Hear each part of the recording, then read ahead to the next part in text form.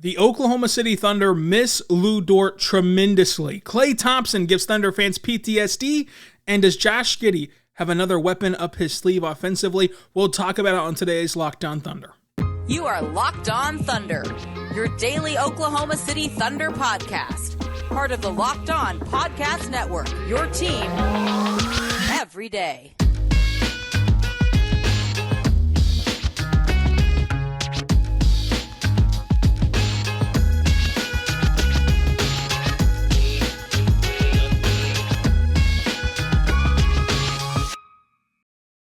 Let's get it going on the Locked On Thunder podcast on the Locked On Podcast Network, your team every day. I am your host, media member, and editor-in-chief over at thunderousintentions.com, Rylan Styles. You can follow me on Twitter at Rylan_Styles. Follow the show on Twitter at LOThunderPod. Email the show, LOThunderPod@gmail.com. On today's show, brought to you by PrizePicks, we're going to dive into the Oklahoma City Thunder getting some PTSD from Klay Thompson. Aaron Wiggins continues to play very well as a starter, but the Warriors are very tough to beat. SGA did not quite have it in this game. Tre Mann might be back, and Lu Dort is desperately missed by OKC.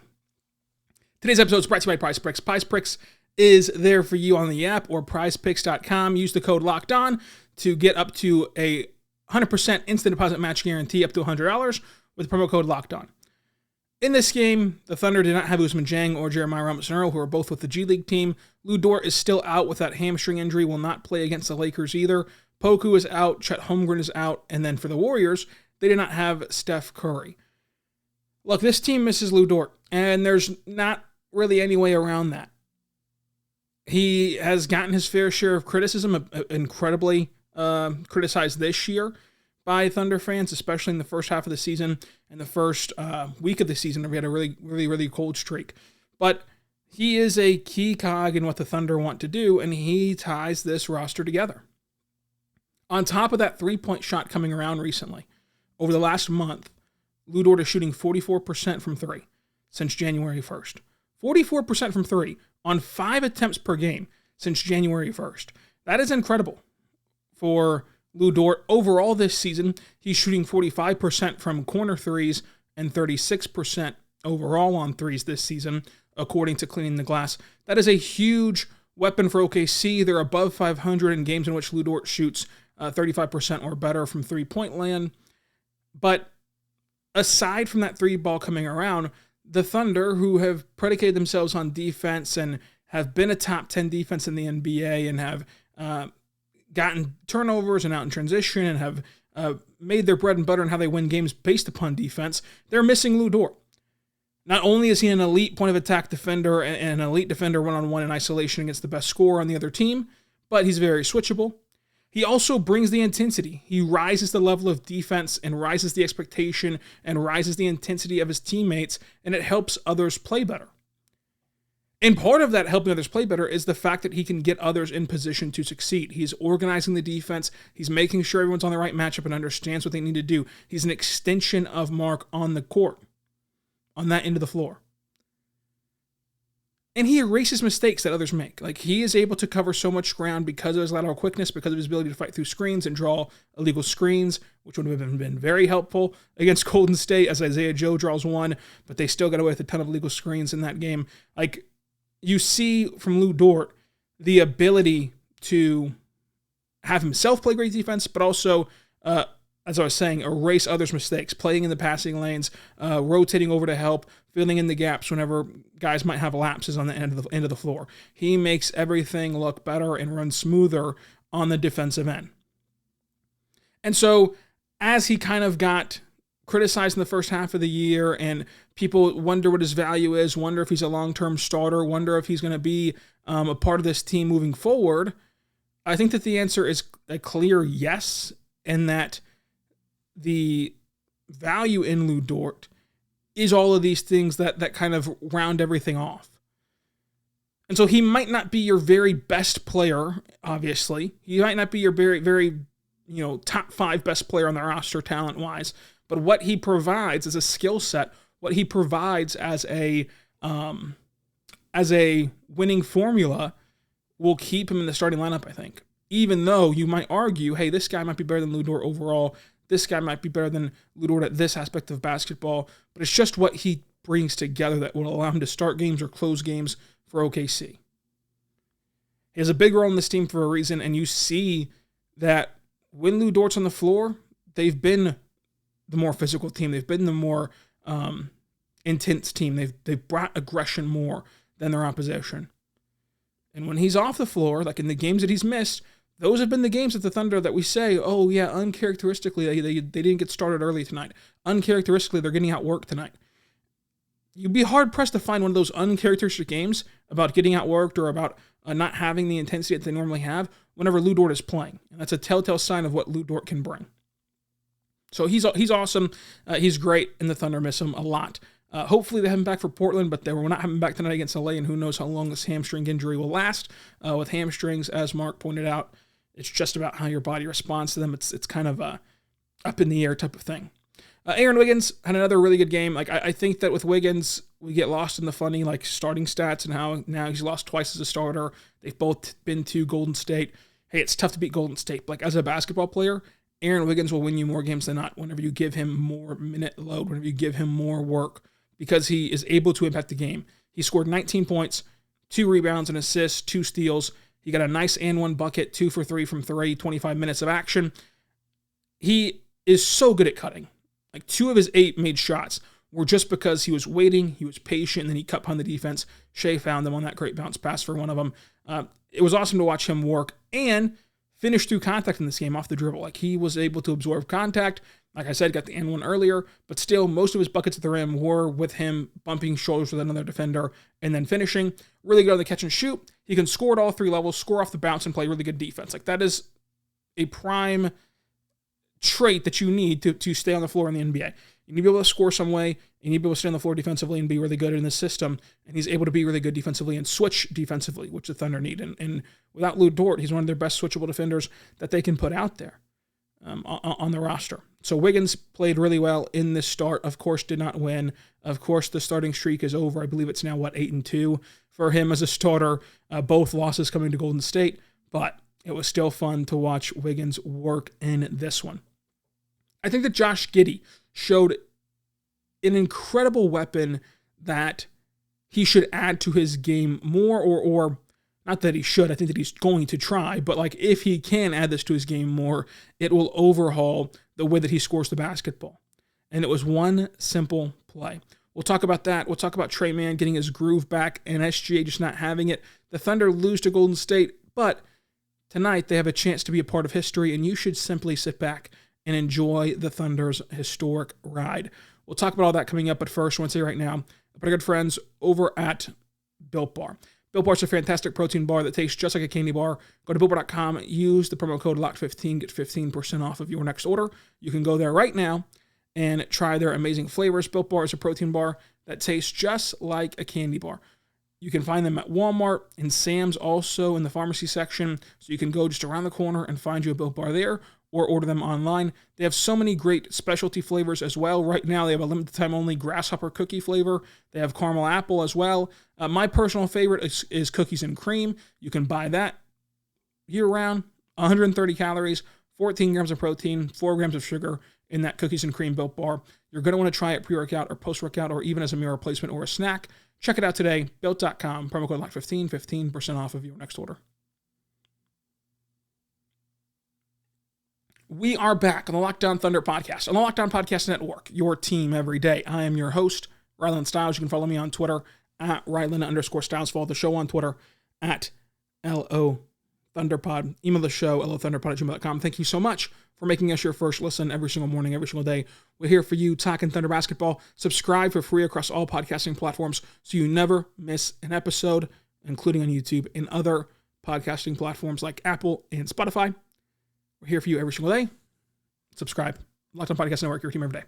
Speaking of the Lockdown Podcast Network, check out the Lockdown NBA YouTube channel, which will have an NBA trade deadline stream for you to watch at 2 p.m. Eastern Time to hear our reactions to the biggest trades that happen on Thursday. So make sure you check that out on trade deadline day by subscribing to the Lockdown NBA YouTube channel.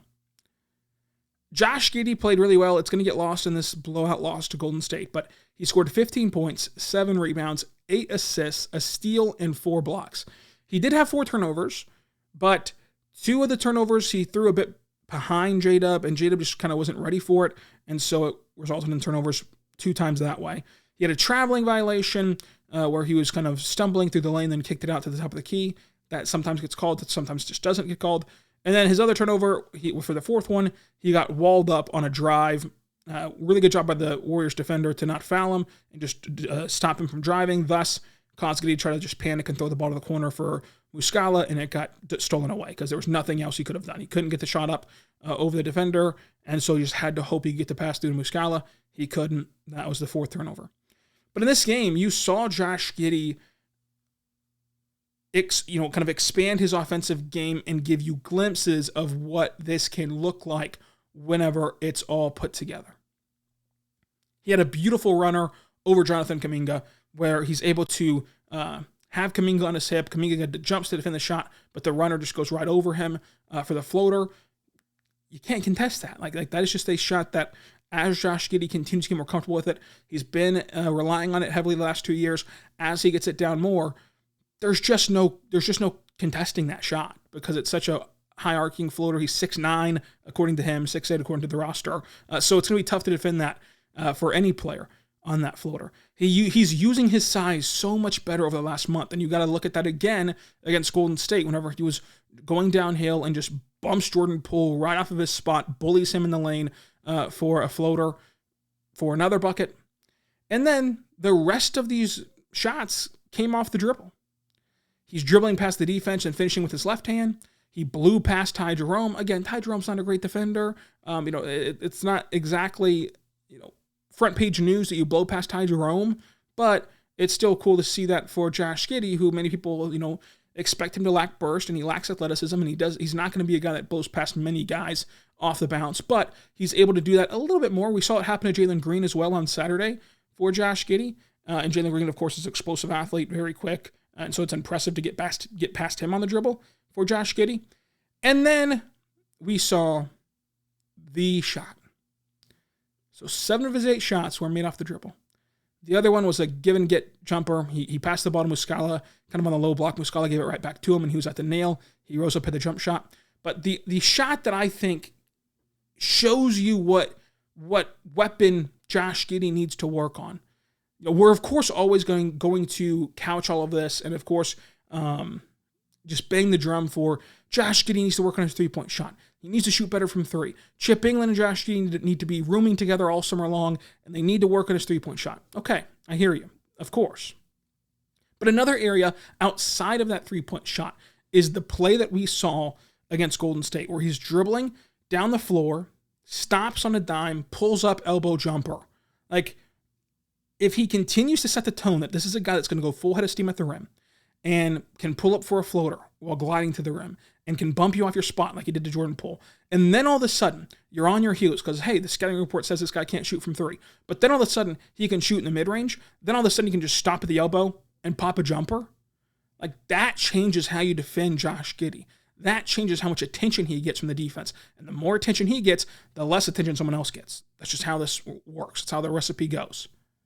That changes the way that you anticipate how to strategize and who to put Josh Giddey on. If he can bully smaller guards, that might take them out of the equation. If he can stop at a dime, though, as you have a bigger guy reeling because you don't think he can shoot, and he sags off of Josh Giddey, and then Josh Giddey pulls up from the elbow, that changes that strategy. You can't put your best couple defenders on him because you're going to need your best defender of your team on Shai, and then Chet Holmgren will be back, and he's going to warrant your best big defender down low, and now you're kind of caught where it's pick your poison time if Josh Giddey can get this down. And that's a long ways away. That's a big if, but we saw it happen in this game, and that's a play that I think signifies something other than the three-point shot that Josh Giddey should work to master, that Josh Giddey should be hoping to add to his game. We've seen what adding the mid-range shot for Shai's game while also not having a three ball that is otherworldly. I mean, SGA can stroke the three ball, but he doesn't rely on it at all on his game. Can do for Shai as a scorer. He's averaging 30 points. It's not going to happen for Josh Giddey. But so far this season, on 284 attempts in the mid-range, Josh Giddey is shooting 42% from the mid-range. That places him in the 64th percentile, according to Cleaning the Glass. In the long mid-range, Josh Giddey is shooting 34%. In the short mid-range, Josh Giddey is shooting 43% in the short mid-range. Like, he is in the 64th percentile as a mid-range scorer. Last year, he shot very well in the mid-range, shot 44% in the 76th percentile as a wing, according to Cleaning the Glass. If he continues to master that specifically off the dribble, just rising up off the dribble from the elbow, that will do wonders for his game. He also had 2 assists to Shai. Of those 8 assists that he had in this game, which obviously gets fans excited, obviously gets fans out of their seat, given that connection.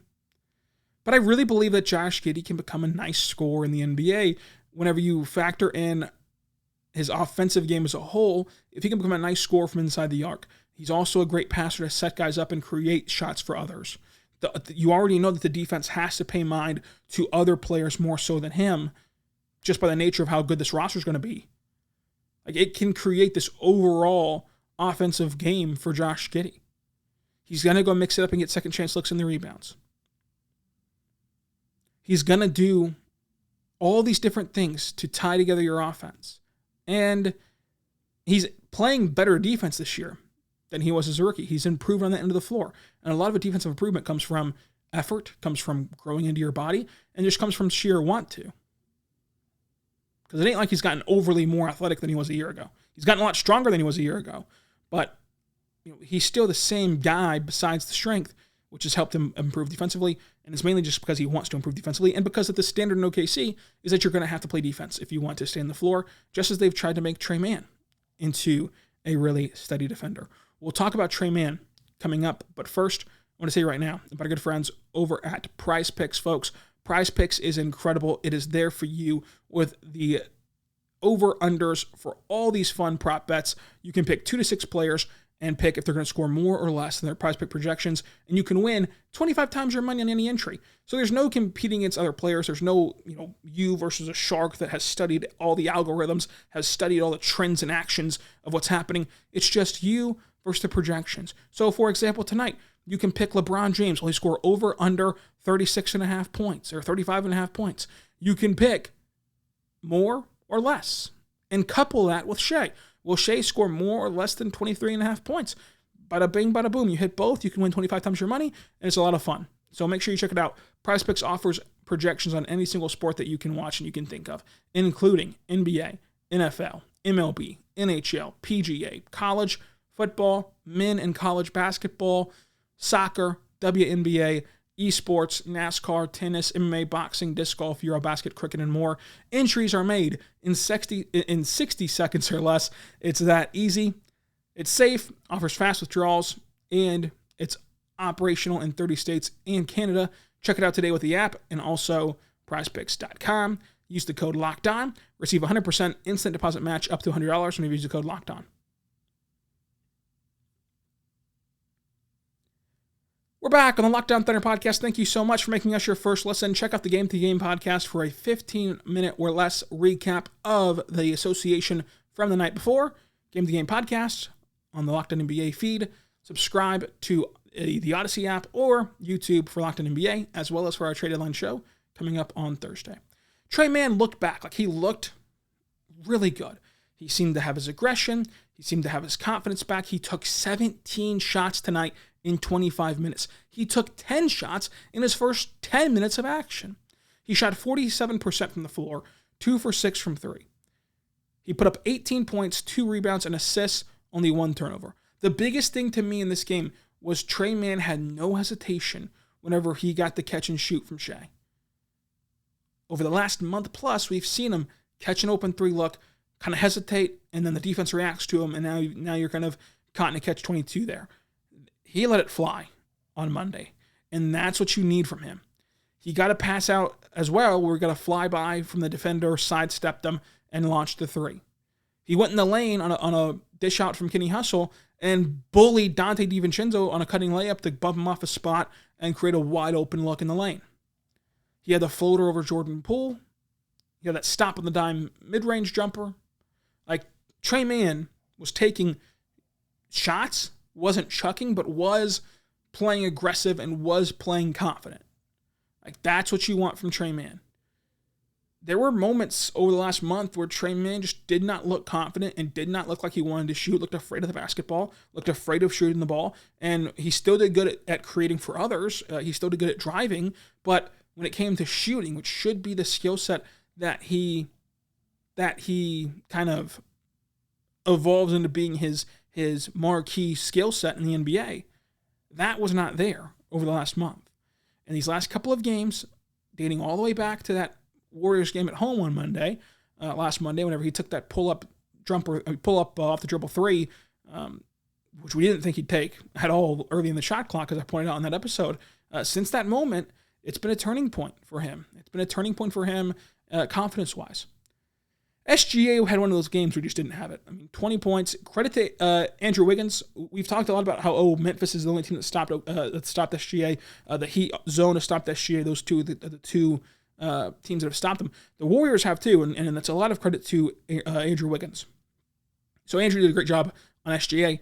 20 points, 4 assists, no turnovers, 3 fouls, and was a minus 17. He shot 37% from the floor on 16 attempts. 0 for 1 from 3, but did go 8 for 8 at the free throw line. Yeah, I mean, every player's going to have nights like that, and you'll see how he rebounds tonight against the Lakers on TNT in what could be a historic game and what will be a raucous atmosphere. I mean, whenever you pay $72,000 for a ticket, you better enjoy it. So I think that the fans will be rowdy tonight as they try to witness history. OKC does lose, though, 141 to 114. Klay Thompson had 42 points with 12 threes. Oh gosh, that was not fun to watch. That was reminiscent of 2016, which made us all want to cry, poke our eyes out, and just turn off the television on such a late night as the team is on the West Coast.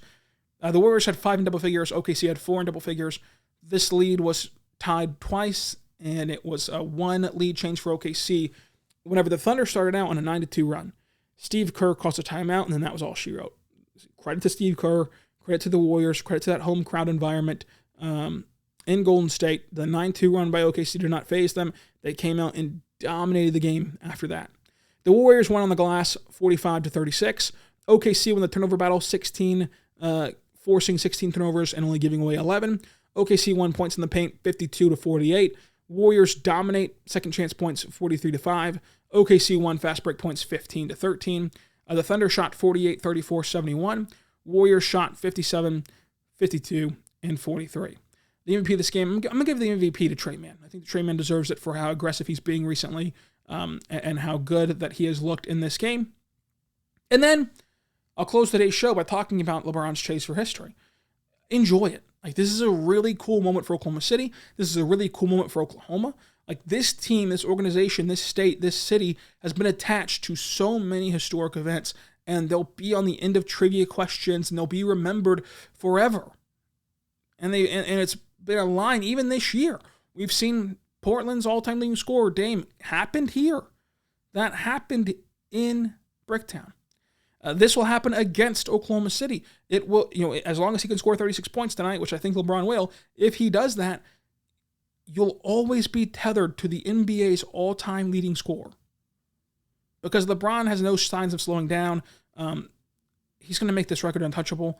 Like, forevermore, Oklahoma City will be in the history archives. Like, that's really awesome. On top of what we've already seen here. We've already seen Dirk's last playoff series happening at OKC. We've seen Kobe's last road game in the NBA happen in OKC. We've seen, of course, Russell Westbrook clinch a triple-double season in OKC, a record that we never thought would be broken in the history of the world.